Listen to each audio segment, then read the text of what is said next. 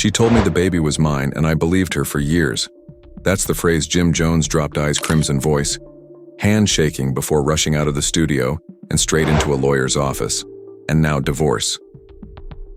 We're talking about a DNA tragedy that began as a reality TV love tale. About a paternity test so explosive that it didn't just break hearts, but it also broke contracts, blew up group conversations.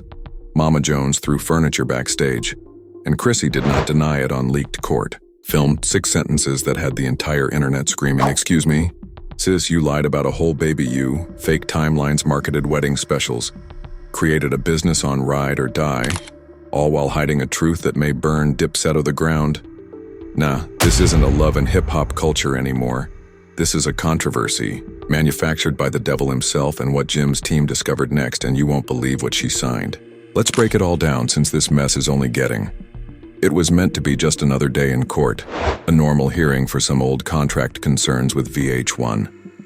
Nothing too serious, just papers and silence until Jim Jones walked in with a sealed parcel and no entourage or camera. Crew simply him a lawyer and a look that said, "I'm done." Chrissy, she was already sitting at the table, flipping through her phone as if it were any other Thursday. When she looked up and saw, her expression altered as she saw the envelope in his palm, which held the results of a DNA test. Would burn the entire courthouse on fire, not metaphorically. Mama Jones had to be let out after banging over a display screen and yelling, "I told y'all she was lying." So what was? According to court insiders, the mail included a privately conducted paternity test. Neither through VH1 or a hospital Jim had gone off the grid silent, clever savage. The test wasn't simply for the child Chrissy claimed was theirs. Chrissy supposedly informed Jim that her second child died in the pregnancy. But here's the twist: that second child exists alive and breathing on record, and Jim isn't the father of either. For years, Chrissy spun the same fairy story about how she and Jim were working through things slowly, building a future off-camera. She was falsifying DNA data and even paying a clinic staff. Preserving a two-family lie behind closed doors, the internet took fire within seconds of the release. And Chrissy lied. A free Jim. Mama Jones was correct. And then came the real bomb. A voicemail from Chrissy to her old publicist appeared on. In a gossip blog, she states, "And this is word for word if the second test comes back negative. Stall him by telling him that the lab has misplaced it, or that I just need it till the reunion." Heirs. Girl, you're keeping a man from knowing the truth about a baby so you can get one more check out of a reunion. Exceptional, that is not emotional manipulation, that is brand-level sabotage, but it doesn't stop their sources inside. Jim's legal team claims they discovered anomalies in the chronology documents translation. Chrissy allegedly manipulated birth records and reused ultrasound video from years before to convince Jim that everything was legitimate. One close friend of Jim said he always puzzled why she never allowed him come to the appointments while Chrissy was. She'd say things like, "I want one thing that's only for me," or "You stress me out too much." And Jim trusted her.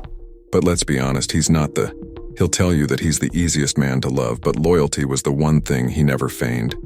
So to find out this Jim was devastated by lab tests, voicemail leaks, and burner phone records. According to courtroom reporters, I couldn't even look at Chrissy as the court asked, "Mr. Jones, do you want to proceed with filing for legal separation based on this new evidence?" He merely nodded quietly, coldly, and Chrissy, she did not blink, cry, or even change in her seat. She simply crossed her legs, folded her arms, and murmured a single sentence. "That'll haunt Jim forever." It wasn't for the baby. It was about survival. What? A phony partnership? A reality show? A fantasy life based on faked test findings? According to insiders, this was not Chrissy's first time performing a prank like this, since she was in a similar circumstance back in 2011, a pregnancy concern that turned out to be part of a wider conflict with production. One unnamed VH1 staffer said she knew precisely when to drop the pregnancy card when the ratings plummeted. When Jim was about to walk, Mona something to anchor the ending, "You can't make this up." Or maybe according to insiders, what truly destroyed Jim was not even the DNA fabrication, but what Chrissy reportedly did for years. The humiliation of being a prop in someone else's production of creating a legacy that was plotted against him. The court documents are now largely public thanks to a leaked screenshot indicating Jim has surged the quick liquidation of any shared commercial endeavors, total severance of reality show-related contracts, emotional damages for willful deception and reputational harm. He's not just leaving her, erasing her, and just when you thought this circus couldn't get messier, a new participant walked in. Cameron, the former dipset brother, who everyone assumed was out of the picture. Turns out he never left, because immediately, as court recessed cams, the lawyer handed the judge a sealed folder with the words, "New footage relevant to the paternity timeline." What does it mean? Let's just say the film, which court sources claim was recorded in 2018, shows Chrissy and Cam together in Miami the same weekend. She informed Jim that she was on a healing retreat in Sedona and that a hotel room was a room and a receipt for 2 toothbrushes coincided. Jim didn't think so. And that's where we take up in part 2, as Cam's tape is presented for the court anew. When a witness comes forward, Chrissy's defense collapses in real time since the DNA test was only the beginning. That's where it becomes dangerous. The courtroom lights lowered slightly as the projector came to life. Everyone leaned in. Even the judge looked up from his bench, and a hazy timestamp appeared on the screen at 10:42 p.m. on August 14, 2018. In a hotel hallway in Miami, Chrissy, in a gray sweatshirt, walks with her head down, phone pushed. The camera was close to her ear, and she looked about before knocking twice on a door, which opened. Cameron stood there shirtless, smirking, with gasps from the entire courtroom. Altered, since this wasn't just a coincidence anymore. It wasn't some harmless meetup or old buddy, was proof that slams doors shut and burns down relationships. The camera cut to a new angle interior. Chrissy walks into the room, pulls off her hoodie to show a tank top and sweats, and leans down, whispering. Jim sat frozen as the screen went blank. There was no audio or violent footage, but the harm had been done. Staring straight ahead, the judge inquired whether he wanted a recess. He waved it off, stone-faced and unblinking, and Chrissy didn't. Her lawyer came up immediately, objecting to the footage, saying it is circumstantial and does not prove anything beyond personal interaction. The judge seemed upset. Your client informed the court she was in Sedona on this date. Boom. All it took was a contradiction, a falsehood on the record, and just when the court was recovering from Cam's lawyer, walked up with the confidence that indicates, "We're not done yet." He handed over another USB that contained a voice memo, purportedly obtained from Chrissy's old backup account. The court authorized it to play Chrissy's voice calm and cool. So as long as Jim thinks the baby's his, I have leverage, and I'm not giving it up until I know where I stand with Cam. One woman in the back row covered her mouth. Mama Jones. Now back in the room with security holding her chair, she started sobbing again, but this time it wasn't loud and aggressive. Jim just closed his eyes and no one moved, not even the court reporter. The judge eventually cleared his neck and yelled, "Proceed." And oh, did the Cam's legal team drop a second. Bank records reveal a $7,000 wire transfer from Chrissy to a private OBGYN in New Jersey date. 2 weeks before the alleged miscarriage. Description: confidential results processing. Translation: she paid to keep a second test off the books. Jim's attorney stood up instantly. Your Honor, we'd like to request a formal motion to investigate prenatal fraud and identity concealing. Regarding the paternity accusations, we also intend to submit these findings to the district attorney's office. Chrissy did not blink, but the color drained from her face just a little. For the first time, she appeared human fragile. Cornered, the judge nodded motion, noted evidence accepted, and then came the twist no one saw. Coming, the court called a surprise witness, a former assistant to Chrissy labeled as Witness C, young and nervous. Gripping her pocketbook as if it held her soul, she took the stand, voice shaking. I worked for Chrissy between 2017 and 2020. I managed her trip social calendars. Was there any conversation about Cameron? The assistant nodded. She used to text him from a burner. I had to pick one. She used to say things like, "Jim is becoming suspicious," or "Do not respond until after midnight." It seemed like she was living two lives. The courtroom was silent again, but not the internet. Outside bloggers were live, phones were up, and hashtags were immediately trending. Chrissy burner, char double life. Confirmed Chark Jim deserves better. Meanwhile, Chrissy merely sat there.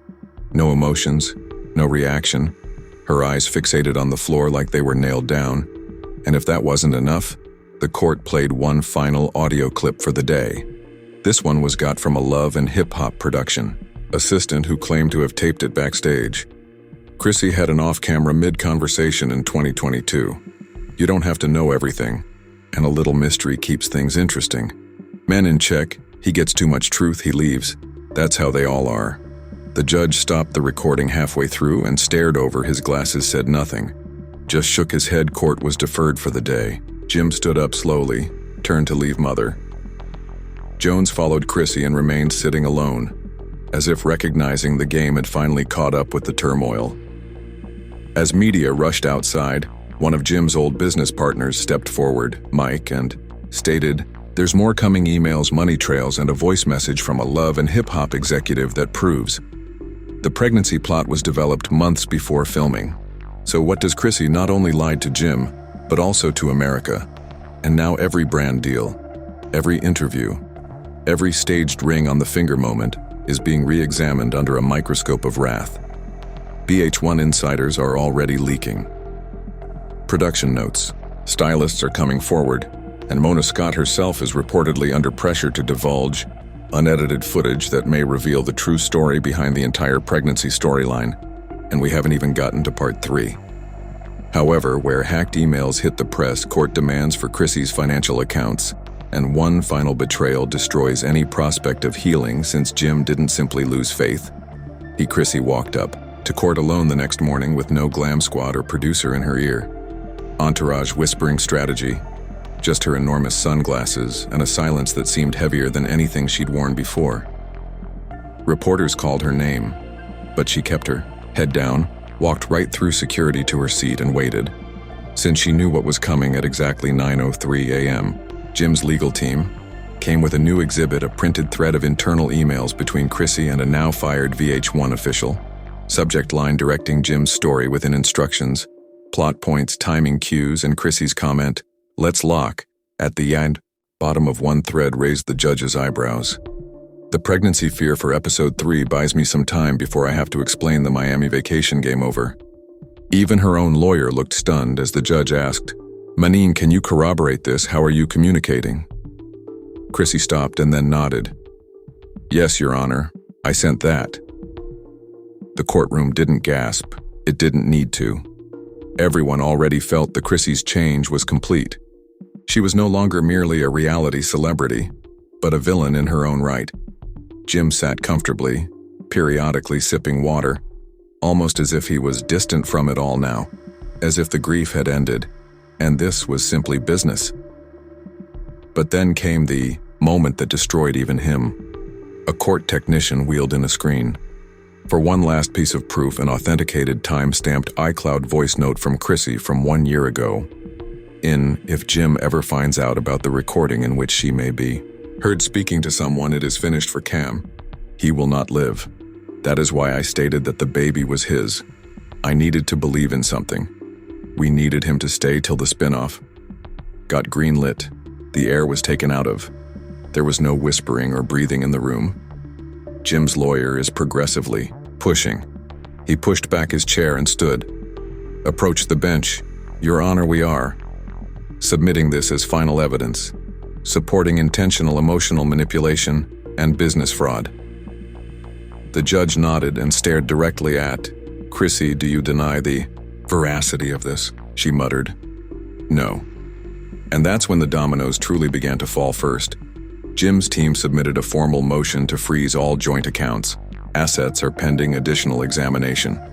The judge authorized it, followed by the news that federal auditors, the feds, were beginning a review of Chrissy's business registers, charity funds, and digital transfers related with her. The court clerk handed her the brand-out attorney a subpoena package that appeared thick enough to crack a windshield. Still, Chrissy said nothing. She did not refute it. She did not deflect. She did not cry. She simply, finally, She appeared fatigued as a lady. Realizing that the storyline she wrote now writing her back with court orders, she couldn't provide evidentiary files and receipts. However, it didn't end there since Chrissy's overall public image was disintegrating inside the courtroom. The internet was outside and blasting into her, brand like a pack of wolves on Instagram pages that previously supported her, were captions that flip team. Chrissy transformed into Chrissy played. We were all overwhelmed with TikTok. Compare scenes side by side. Chrissy faked emotions for her pregnancy, while the actual timeline told a different tale, and the wildest part was leaked. Internal discussion from VH1 showed producers joking about pregnancy, arcs with one. She promised a punchy line, "S a baby," and gave us scores, which is the trade. So this wasn't just treachery. It was a production-wide performance. Choreographed for views, fueled by lies, and paid for in emotional currency. Jim never committed to spend. So when the judge finally turned to Jim and inquired, "Do you have anything to add before we can today's hearing be concluded?" He stood up. I strolled to the center of the room, took deep breath, and stated, "I just want peace. I do not want retribution. I want my time back. I want my tale told the appropriate manner." Then he went out without looking back, no drama.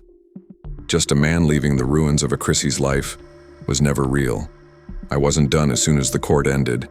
Her publicist is the same one, who voicemail leaks have revealed the statement on her behalf said Chrissy acknowledges she suffered emotional harm, trying to get away from television and focus on rebuilding privately.